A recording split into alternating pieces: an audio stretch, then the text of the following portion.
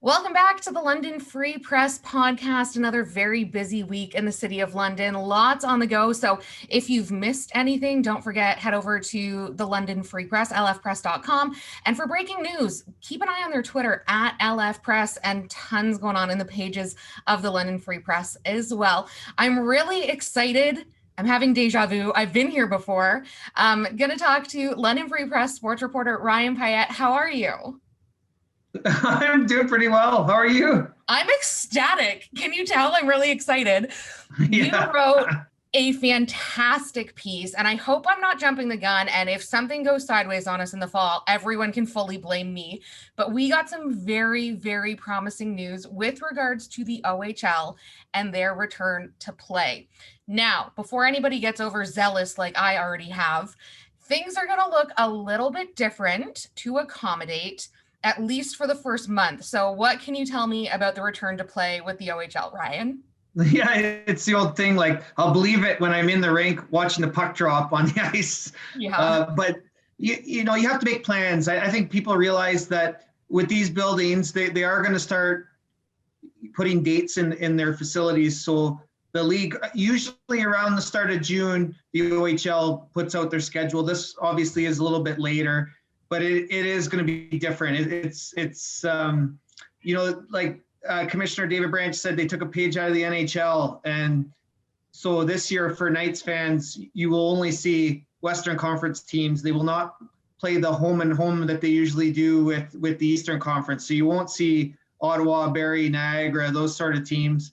You're going to see a lot more of Kitchener, Windsor, Sarnia, and Owen Sound and Guelph. And I think, as Knights fans, those are where the rivalries are, and I think that's going to make a lot of people pretty happy. Now, I know from watching the North Division in the NHL, I got a little tired at the end of watching the same teams, but out of the gate, there are a lot of back and forths. Like they start with Owen Sound there and home, so I think there could be some real rekindling of rivalries. So that's going to happen, and then the other thing is the Knights will not go. They'll play Erie less, but they'll play Saginaw and Flint more. The American teams, the three American teams, are going to play each other for the first month because there still is that a little bit of uncertainty around the border crossings into the fall. They're hoping it's cleared up, but the Knights won't go across the border until November 6th, which is one of the later ones that I've remembered them ever going. Now, November 6th is about a month, just shy a day, I believe, of the home opener first game. The Knights' first game, October 8th, correct? Against Owen Sound. They do 2 back-to-back games. Is that right? Yeah, that's right. They go back to Owen Sound the next day. But, I'm really curious to see. There isn't a lot of answers yet. Are there going to be 9,000 like we're used to on opening night there? Is there going to be, half? Is there going to be, a small percentage? How much the Knights have around 7,000 season ticket holders? How many we'll find out in the coming months? How many people will renew? How many people are going to wait and see? I've talked to some fans, and they're very curious. They obviously are hungry to watch hockey, but they want to know what it's going to be like in the rink. That information still has to come, and the organizers, the league and the facility and the team still have to figure that out. It's still like everything else we went through in the last year and a half. It's a moving target still. But David Branch did say we anticipate having fans in the stands, and that's got to be great news, right? I mean, I would hate for them to start the season and nobody in the building.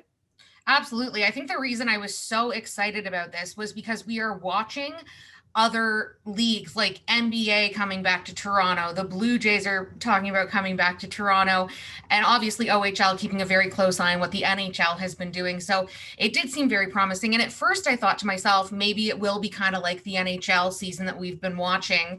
And we are going to see it regionalized for the first month or so. But then when I read what David Branch said about fans in the stands, you really notice the difference, especially watching the Stanley Cup playoffs right now, what a difference the fans in the arena can make. So I was so excited. I'm like bursting about that. And that's what I mean. I hope I'm not jinxing anything, but I think we are on the right track with regards to vaccinations and whatever that may look like with regards to fans back in the stands. We got to touch on the players though, because as we know, there's a lot of American players who play for the London Knights. What's it going to look like getting them back here? These guys haven't really skated a ton together. There's going to be a lot of training that goes into it. What's that going to look like? Well, the training camp it's going to start in late August. Most teams will start on September 1st, and that's going to give them over a month. Like usually OHL training camps are a quick couple weeks, and then that's it. And a lot of times the players aren't even here because they've gone off to NHL camps and that sort of thing.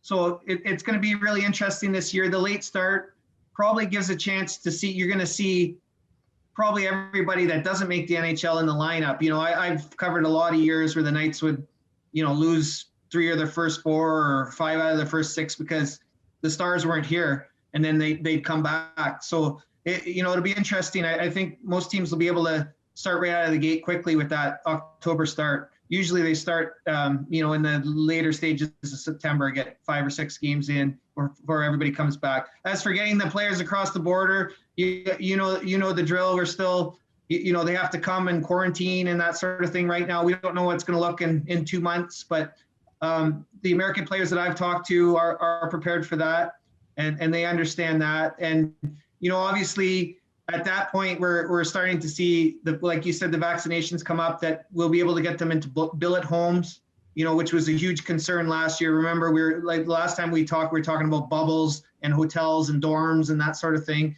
And I think the league believes they're going to be past that, and that people will go back to, OHL as regular, with the kids, going to school and living with their families that they miss so much, right? And as for the Knights roster, again, a good team. You can just see that it's going to be a really good team. Really on the back end, a tremendous goalie in Brett Brochu. The defense is going to be big, very big, and very solid and mobile.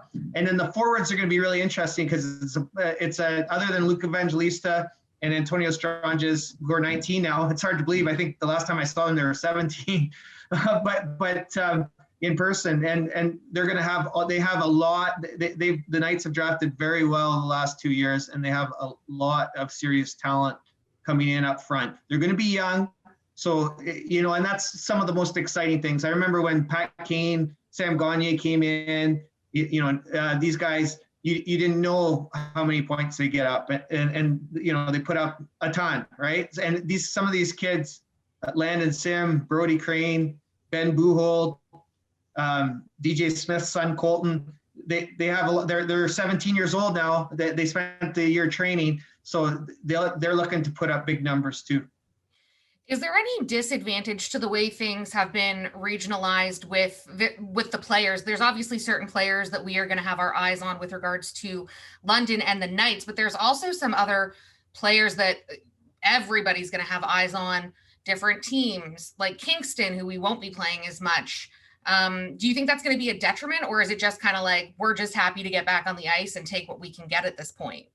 Yeah, I think playing in the own conference, playing the Windsors and Sarnias and Kitcheners a lot more will be really exciting. But I do, as an OHL fan, you got to say, man, I'd like to see Shane. I only saw Shane Wright once in London, and he's going to go be the top pick in the NHL draft next year. And I never got to see him play in person, and that's not going to happen this year unless London and Kingston get in the finals, kind of thing, in the OHL finals, and that's a long way down the road. But that one visit, I know that's one thing that the league wanted. They wanted to make sure you think of the Pat Kanes, John Tavares, all the great players, Connor McDavid. Like, what a bummer it would have been over the years if Connor McDavid, if you're in Mississauga or if you're in Ottawa or Peterborough, and you wouldn't be able to see him play, right? And so, like, the top pick in the draft, Quentin Musty with Sudbury, he's not going to be able to play at Bud Gardens this year. And one of the great, all the first picks that have come in, one of the things I judge them on is how they perform at Bud Gardens. It's the biggest stage in the league. And, I remember John Tavares coming in his first year and roofing one on Adam Dennis. I remember Connor McDavid coming in and going, whoa, look at 15 years old. I remember all the top picks coming in. And this is going to be a situation where nobody in the West is going to be able to see this guy play unless it's on TV. Absolutely. With regards to the games that we'll be seeing, is it going to be typical Friday nights hockey and Sunday afternoons? Has there been any discussion about schedule? Because I know concerts have already started being booked at Budweiser Gardens. Are we looking at like typically the same kind of setup as we've seen in years past? Well, for nights hockey, it's the three. There aren't any variables when it comes to death taxes and Friday night at the Bud, right? I mean, yeah. they've done as much as they could to preserve those Friday nights at the Bud. That's when they want to play. The other days, if you get a Sunday game here or a Wednesday game here, you got to do it to get in all the games. But the majority of the night's games are on Friday night. The travel is London has some of the best travel in the CHL in terms of they spend them and Kitchener and Guelph spend the fewest amount of days in hotel rooms. And this schedule is designed to limit travel and hotel stays. So there's even less for the Knights this year. But one thing, Lindsay, I really like about the schedule, it's always been kind of a burr in the side that the Knights who have a good rivalry with the Sioux, they would play in Saginaw, a tough game Saturday night, and then they'd have to bus up to the Sioux for a Sunday afternoon game, and they wouldn't have any legs because they get in about 2:30, 3 in the morning, and when it snows, maybe 4 in the morning, right? So it'd be tough. They haven't won in the Sioux a lot under those conditions, and this time they have I looked at that right away in late February, which is a tough time to go to the Sioux. Because you need a snowplow attached to the bus kind of thing. But right. They will play like a back-to-back Friday, Saturday, which is I'll be really interested to see how they do in that. And if, the Knights push the league down the road to kind of fix that situation, because I think, they've left a lot of points there and maybe cost themselves some places in the standings over the years from losing up in the Sioux to since Kyle Dubas came in and now Kyle Raftis, they've had really good teams. And but the 3-3s, Dave Branch said playing Friday, Saturday, and Sunday afternoon is still going to be a thing. But the Knights are used to 6 or 7, 8 a year, and they've only got 5 this year. So they're really focused on the player. They know they haven't played in a year, and they're trying to say, how can we reduce some of the physical stress on these kids? And one is the travel, and the other is less demanding, like 4 games in 1 week and three games back to back. They're really trying to limit that. So the Knights only have 5 of those 3-3 situations this year, which is some of the lowest that I remember them ever having. Right.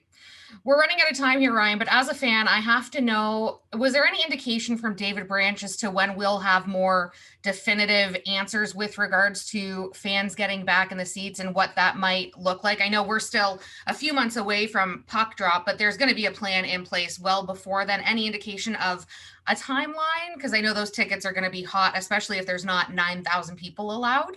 Yeah, I think they've got an open dialogue with the Ontario government. They have a good relationship with the Ontario government, and I would say there's going to be exhibition games in early September.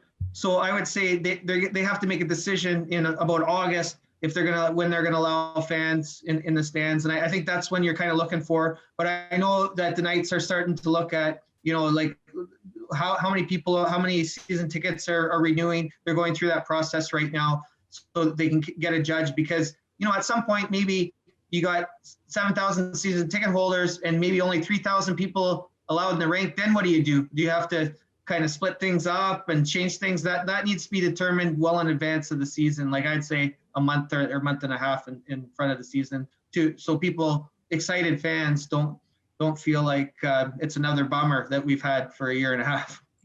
I don't envy the people making those decisions, but I will be sure to keep an eye on the pages of the London Free Press for your stories, because you're always bringing us the latest news with regards to whatever is going on in the OHL, and I am so grateful for that. Thank you so much for your time today. And I hope that we are going to be talking hockey come September or October or even August with an update. So thanks again.